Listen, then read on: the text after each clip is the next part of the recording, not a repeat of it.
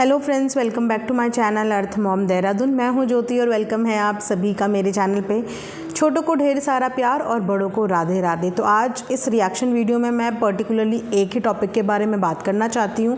वो टॉपिक बहुत ज़्यादा इम्पॉर्टेंट है क्योंकि एक सेंसिटिव मुद्दा है, जिस मुद्दे को किसी भी आड़ में उछालने का कोई भी मतलब नहीं है, क्योंकि उन चीज़ों के ना ही कोई एविडेंस है और ना ही उन चीज़ों का कोई भी दूसरी चीज़ के साथ लिंक है। एट प्रेजेंट जो भी सिचुएशन हुई है अनीता जी और लाला जी के साथ, उनके साथ जो भी मारपीट का उन्होंने एलिगेशन लगाया है, जो कि अब पुलिस के संदर्भ में है और पुलिस उस चीज़ की इन्वेस्टिगेशन पूछताछ करके कोई ना कोई कंक्लूजन निकाल ही लेगी। लेकिन मैं यहाँ पे ये भी देख रही हूँ कि उनकी सिचुएशन को दूसरी सिचुएशन के साथ लिंक किया जा रहा है। यहाँ पे मैं बात करने वाली हूँ दीपक जी की, और दीपक जी के साथ जो भी दुर्घटना हुई थी वो हम सब ने देखी थी। आज से तकरीबन 7-8 महीने ऑलमोस्ट हो गए होंगे जिस दिन हमें ये न्यूज़ मिली थी वाया सोशल मीडिया ही कि दीपक जी इस दुनिया में नहीं रहे, और रीज़न भी पता चला था कि वो कुएं में गिर गए। उसके बाद उनके अंतिम दर्शन भी कराए गए और जो भी वहाँ पे क्रिया कार्य चलता रहा वो सब कुछ हमने वीडियो के माध्यम से देखा भी है।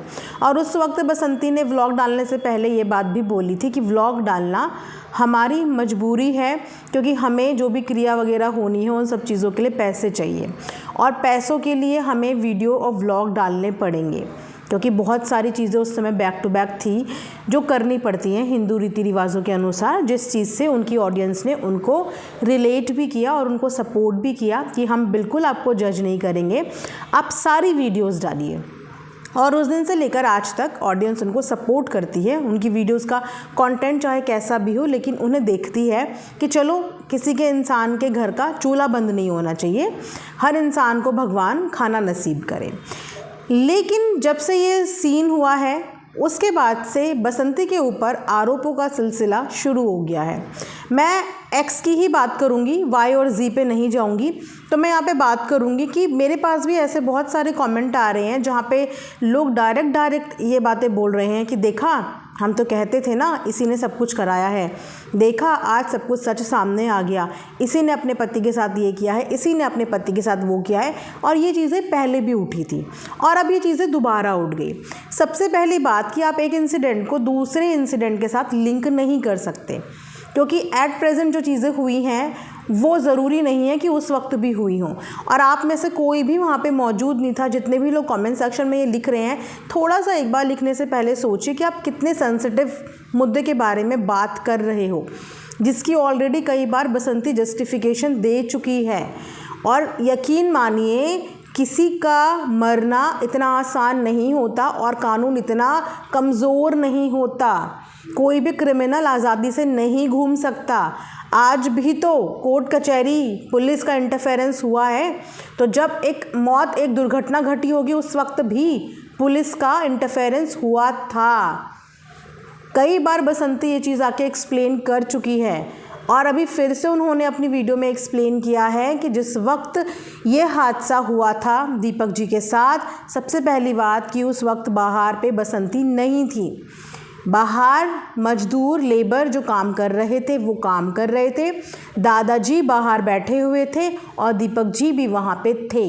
तो ये सारी चीज़ें लोगों के आंखों के सामने हुई हैं, आई विटनेस हैं इन चीज़ों के।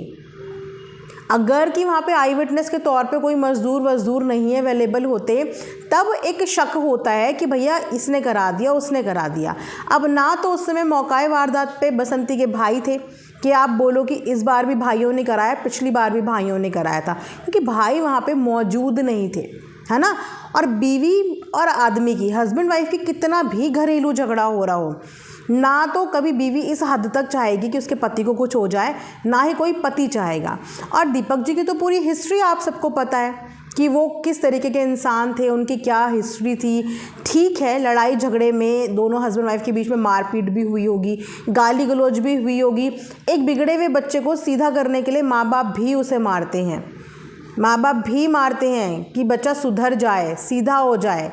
लेकिन वो एक आदमी था और उस आदमी के अंदर ऐब थे, जिस ऐब में वो अपने घर वालों को परेशान करते थे, दुखी करते थे, और कहीं ना कहीं इसीलिए दादाजी बसंती के साथ रहते थे, क्योंकि उनका पति उन्हें परेशान करता था। ये सब आप लोगों ने देखा है, लेकिन उसके बाद भी ऐसे कैसे आप आरोप लगा सकते हो कि बसंती ने सब कुछ किया होगा। थोड़ा सा एक बार सोचिए कि उनके जाने से बसंती को क्या लाभ हुआ। आज भी वो अकेली है, उस समय भी वो अकेली थी, आज भी वो अकेली ही है। और आज शायद उसका पति होता तो सिचुएशन कुछ और होती, चाहे वो पी के कितने घंटे पी के नशे में रहता, लेकिन कभी तो अपने परिवार के लिए स्टैंड लेता। उनके ज़िंदगी से चले जाने के बाद उनको प्रॉब्लम ही हुई है, उनकी प्रॉब्लम कम नहीं हुई है, उनकी दिक्कतें बढ़ी भी हैं। आज सोचिए कि उनके लिए वे उधार किसको चुकाने पड़ रहे हैं। अभी तो सिर्फ नंदों का उधार सामने आया है, जाने उन्होंने और कितने लोगों से कितना उधार लिया होगा। तो आज वो उधार कौन चुका रहा है? परिवार वाले ही तो चुका रहे होंगे। सोचिए ना कि उनके जाने से उन्हें कोई फ़ायदा नहीं हुआ है। ऊपर से दादाजी का भी एक स्टेटमेंट सामने आया है कि दादाजी ने भी कुछ स्टेटमेंट दिया था कि जीते जी तो कुछ ऐसा करके चला गया, लेकिन जाने के बाद पैसा ही पैसा, ऐसा कुछ उन्होंने एक स्टेटमेंट दिया है। तो देखिए, जब परिवार में कोई एक इंसान ऐसा निकल जाता है ना, और ख़ासकर ये वो हर इंसान जानता होगा जिनके घर पे कोई एडिक्टेड होगा, कि एक एडिक्टेड इंसान के साथ ज़िंदगी आसान नहीं होती है। किन्हीं लोगों के तो बच्चे, कम उम्र के बच्चे ऐसे एडिक्टेड होते हैं कि उन्हें नशा मुक्ति में डालना पड़ता है। माँ बाप अपने दिल में पत्थर रख के अपने बच्चों को नशा मुक्ति में भेजते हैं, क्योंकि कोई ऑप्शन नहीं है। मार सकते नहीं, जीने वो देते नहीं, क्या करेगा इंसान? जिसके पास पैसा होगा वो नशा मुक्ति में डाल लेगा, क्योंकि नशा मुक्ति में डालना भी आसान नहीं होता। वहाँ भी 10-15 हज़ार रुपये महीने का भरना पड़ता है, मिनिमम बता रही हूँ। हर कोई इंसान अफोर्ड नहीं कर सकता। लेकिन नशा आज की डेट में एक ऐसा गंभीर बीमारी, मैं बोलूँगी बीमारी से भी गए गुजरे, कि जिसका कोई इलाज ही नहीं है। इससे बहुत लोगों के परिवार टूट रहे हैं, बर्बाद हो रहे हैं। लेकिन बसंती पे ये इल्ज़ाम मुझे बिल्कुल भी समझ नहीं आ रहा है, और मुझे नहीं लगता कि आप लोगों को भी ये इल्ज़ाम लगाना चाहिए, क्योंकि जब दीपक जी के साथ ये सब चीज़ें हुई, उस वक्त पे वहाँ पे और लोग भी मौजूद थे, पुलिस भी आई थी, हॉस्पिटल भी ले जाया गया था, सब चीज़ें लोगों के सामने हुई थी। आज अपनी वीडियो में अंजलि ने भी एक स्टेटमेंट दिया, और उस स्टेटमेंट का मतलब मुझे समझ में नहीं आया, क्योंकि ये जो घुमा फिरा के जो स्टेटमेंट दिए जाते हैं, इसका मीनिंग हम जो समझें वो समझें, या हमने जो समझ लिया कल को बोल दिया जाएगा कि हमने तो ऐसा बोला ही नहीं, ये तो सामने वाले की गलती है कि उसने ऐसा क्यों सुना। तो कुछ शब्द ये लोग रोक रोक के जो बोलते हैं ना, कि हिंट भी दे देते हैं और क्लियर भी नहीं बोलते, ये चीज़ें समझ नहीं आती मुझे। आज की वीडियो में गौर करना, अंजलि ने एक बात बोली कि उनके पति क्यों नहीं है।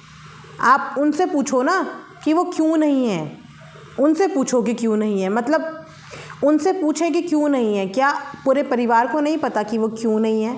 वो इसीलिए नहीं है क्योंकि वो कुएं में गिर गए। अब क्यों नहीं है ये बसंती को कैसे पता? मतलब इस ज़रिए से क्या हिंट प्रोवाइड की जा रही है, या क्या बोलने की कोशिश की जा रही है? क्योंकि मौजूद तो इनकी फैमिली भी वहाँ पे नहीं थी। ये लोग तो खुद 3 से 4 दिन के बाद वहाँ पहुँचे हैं। अगर सिर्फ सुनी सुनाई बातों पे ही बिलीव करने वाली बात हो रही है, तो सुनी सुनाई बातें तो बहुत लोगों के लिए बहुत कुछ उछलती है। तो हर सुनी सुनाई बात क्या सच होती है? क्योंकि उस समय ये लोग भी वहाँ मौजूद नहीं थे, जो लोग ये बातें बना रहे हैं वो भी मौजूद नहीं थे। सच तो वही मज़दूर जानते होंगे जो जिस वक्त वहाँ पे मौजूद थे। सच तो दादाजी जानते होंगे जो उस वक्त वहाँ पे मौजूद थे। वहाँ पे बसंती मौजूद नहीं थी, वहाँ पे बच्चे नहीं थे, वहाँ पे बसंती के भाई नहीं थे। तो फिर कैसे कोई इल्ज़ाम लगा रहा है कि दीपक जी के साथ जो हुआ उसके पीछे बसंती का हाथ है, जबकि उस वक्त तो बसंती का मायके का कोई वहाँ पे मौजूद नहीं था। अब लोग ये भी बोल रहे हैं कि 4-5 दिन पहले पिटाई की गई थी दीपक जी की, तो दीपक जी की पिटाई तो अक्सर होती होगी, कभी कैमरे में दिखती होगी, कभी कैमरे में नहीं दिखती होगी। अब मरता इंसान क्या नहीं करता।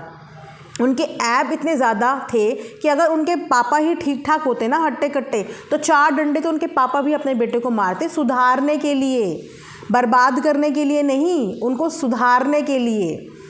तो सुधारने के लिए अगर उनको लोगों ने कोशिश करी होगी, हर कोई कोशिश करता है, हर तरीके से करता है, प्यार से समझाने की कोशिश करता है, फिर गुस्से में समझाने की कोशिश करता है, फिर 2-4 लगाने में कोशिश करता है, लेकिन उसका मोटिव कभी ये नहीं होता कि इंसान ये दुनिया छोड़ के चला जाए, कि वो ख़त्म ही हो जाए। अगर ऐसा कुछ होता तो इतना बर्दाश्त बसंती करती नहीं। और जिस सीन के बारे में सबको पता है कि वहाँ पे कोई मौजूद ही नहीं था, तो किस बात का डाउट आप लोग बार बार करते हो? किस बात का डाउट बार बार करते हो? जबकि डाउट करने वाली वहाँ पे कोई रीज़न ही नहीं है।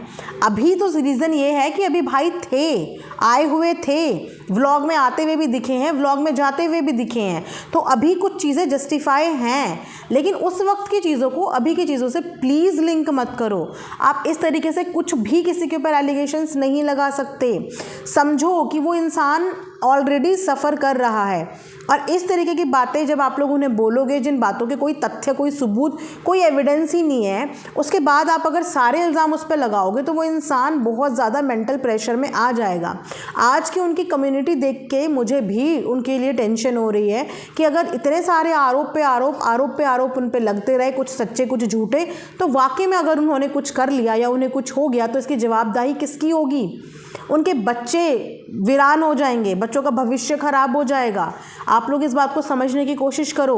2 छोटे बच्चे हैं उनके, अभी अपने पैरों पे खड़े नहीं हैं, दादाजी की जिम्मेदारी है, उनके साथ अभी सुख दुख बांटने वाला कोई नहीं है। जो गलत है उसके लिए बोलो कि हाँ वो तो गलत है, लेकिन उनके पति का एंगल यहाँ पे फिट मत कीजिए, उनके पति के लिए उनको ब्लेम मत कीजिए, क्योंकि एक औरत को सबसे ज़्यादा दुख होता है उसके पति जाने का, और आज उन्हें उनकी कमी फील होती होगी, हर पल होती होगी। जब वो आदमी वाले काम करने जाती होगी तब उसे अपने पति की याद आती होगी, तब उनकी कमी फील होती होगी। 7-8 महीने ही हुए हैं, हस्बैंड वाइफ के बीच में बहुत लड़ाइयाँ होती हैं, बहुत झगड़े होते हैं, सबके घरों में होता होगा। बस फ़र्क सिर्फ इतना है कि उन लोगों के कैमरे के आगे दिख जाते हैं, लोगों के घर के 4 दीवारी के अंदर होते हैं। लेकिन इसका मतलब ये कभी नहीं होता कि कोई भी वाइफ अपने पति को मारना चाहेगी या कोई भी पति अपनी पत्नी को मारना चाहेगा, ऐसा नहीं होता है। तो आप आरोप सिर्फ उतने लगाओ जितना सामने वाला बंदा खपा सके, क्योंकि आप लोगों के ये कमेंट्स की वजह से किसी के साथ कुछ हानि हो सकती है, फिर रिग्रेट करके कोई फ़ायदा नहीं होता। इसीलिए थोड़ा सा चीज़ों को समझो कि मैटर बहुत सेंसिटिव चल रहा है। उन्होंने कम्युनिटी पे साफ साफ लिख दिया है, साफ कम्युनिटी में उन्होंने लिख दिया। अब आप इसको डराने की मोटिव से समझो, धमकाने की मोटिव से समझो, या इमोशनल ब्लैकमेल करने की मोटिव से समझो, लेकिन इंसान का एक ही बार खोपड़ी सटकती है, और वो कुछ सेकंड ज़िंदगी के इतने कमज़ोर सेकंड होते हैं कि इंसान तुरंत कोई फ़ैसला ले सकता है। तो इतना मत करो। पारिवारिक हिस्से में झगड़े चल रहे हैं, वो सच और झूठ के झगड़े हैं जिन पे वो लोग कर लेंगे जो फैसला उन्हें करना होगा और सामने आ जाएगा। लेकिन आप एक इंसान के ऊपर इतने सारे आरोप मत लगाओ। 8-8 महीने पहले, साल पुरानी चीज़ों उनके ऊपर मत थोपो, खासकर उनके पति के मैटर को इस वक्त पे प्लीज़ उनके ऊपर आप लोग मत थोपिए।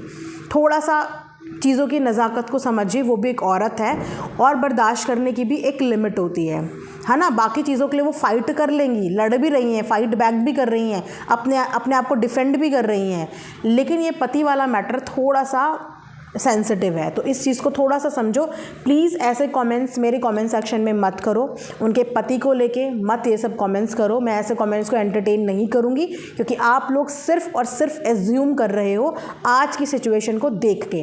आप में से कोई वहाँ पे मौजूद नहीं था, और ये बात सरासर गलत है, सरासर गलत है।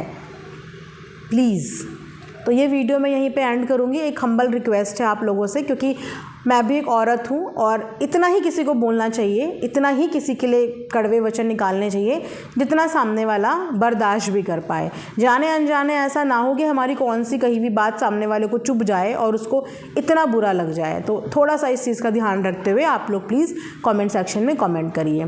तो ये वीडियो यहीं पर एंड करती हूँ। Thanks for watching earth mom Dehradun.